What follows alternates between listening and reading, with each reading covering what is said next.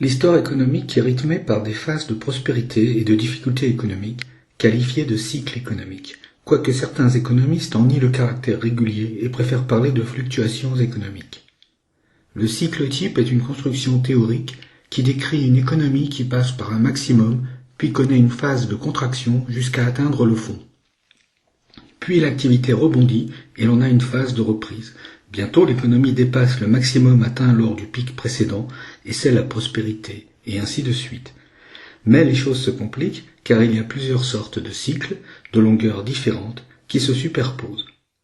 Les deux plus importants sont d'une part le cycle long ou cycle technologique de Kondratiev, du nom de l'économiste Nicolas Kondratiev, cycle qui dure 45 à 60 ans.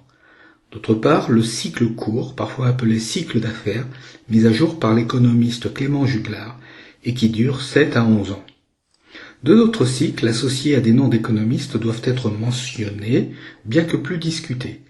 Le cycle des stocks de Kitchin, du nom du statisticien anglais Joseph Kitchin, cycle qui dure 3 à 5 ans, et le cycle des infrastructures de Kuznets, du nom de l'économiste Simon Kuznets, qui dure 15 à 25 ans. Au-delà de ces quatre types de cycles, on doit également mentionner le cycle des saisons, très présent dans certaines activités. Par exemple, les ventilateurs se vendent plus l'été que l'hiver, alors que les sapins se vendent presque exclusivement durant les semaines qui précèdent Noël. Les cycles sectoriels, qu'on appelle ainsi car ils ne concernent que certains secteurs comme l'automobile ou l'aéronautique, ainsi que le bâtiment. Les cycles politico-économiques qui suivent le calendrier électoral propre à chaque pays. Le cycle Kondratiev a été baptisé ainsi par l'économiste Joseph Schumpeter, qui pensait que les innovations majeures se produisent par grappes et que ce sont elles qui donnent une impulsion au cycle. Il a identifié 3 cycles de Kondratiev dans l'histoire économique des 19e et 20e siècles. Un premier cycle coïncide avec la première révolution industrielle, avec un point de retournement en 1815. Il est principalement tiré par les innovations dans le secteur textile, la métallurgie et l'agriculture. La vapeur produite par la combustion du charbon est l'énergie nouvelle qui sous-tend ce cycle. Un deuxième cycle coïncide avec le début de la seconde révolution industrielle, avec un point de retournement en 1873. Il voit le développement des transports et les débuts du pétrole et de l'électricité. Un troisième cycle débute en 1896 et culmine en 1929 pour ensuite connaître une phase descendante jusqu'à la Seconde Guerre mondiale. L'automobile, l'aviation, l'industrie chimique et toutes les industries bénéficient du pétrole, nouvelle source d'énergie abondante et peu coûteuse.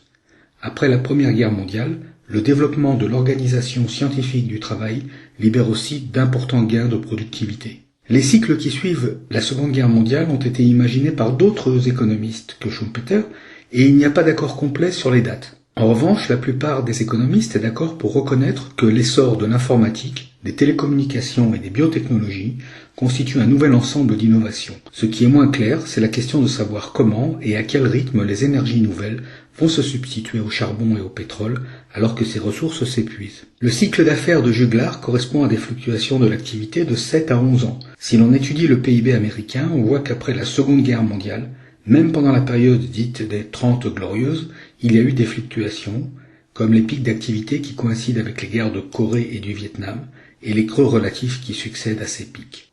Ensuite, à partir des années 70, les chocs se succèdent. Le premier choc pétrolier de 1973 provoque la récession de 1974-75. Le second choc pétrolier de 1979 provoque la récession de 1981-82. Puis on a les récessions de 1990-91 et de 2001 qui correspondent respectivement à la première guerre contre l'Irak et aux attentats du 11 septembre 2001. En ce qui concerne la récession de 2008, on peut se demander si, comme en 1929, il n'y a pas coïncidence entre d'une part le pic d'un Kondratiev et le pic d'un Juglar, conduisant à en faire une dépression particulièrement grave. Comment définir les phases de récession et d'expansion ? En 1975, l'économiste Julius Shishkin proposa plusieurs critères pour définir une récession. Parmi ces critères figurait le fait qu'on pouvait considérer qu'on était en récession s'il y avait 2 trimestres consécutifs de recul du PIB. Ce critère très simple est aujourd'hui souvent retenu. Néanmoins, aux États-Unis, il n'est pas considéré comme suffisant pour définir une récession. En fait, la tâche délicate de dire si le pays est en récession ou non revient à un groupe d'experts du National Bureau of Economic Research, le NBER. Ce groupe est chargé de surveiller un certain nombre d'indicateurs économiques, notamment l'emploi et le PIB. Ensuite, le groupe porte une appréciation en fonction de ces informations. En France, en revanche, c'est le critère des 2 trimestres consécutifs de baisse qui est retenu pour définir l'entrée du pays en récession. On considère en général que le cycle Kondratiev s'applique à peu près en même temps à tous les pays développés, avec parfois un décalage de 18 mois au maximum. De même, à mesure que les économies des pays émergents et en développement convergent vers celles des pays développés, les grandes phases du cycle Kondratiev s'y appliquent également.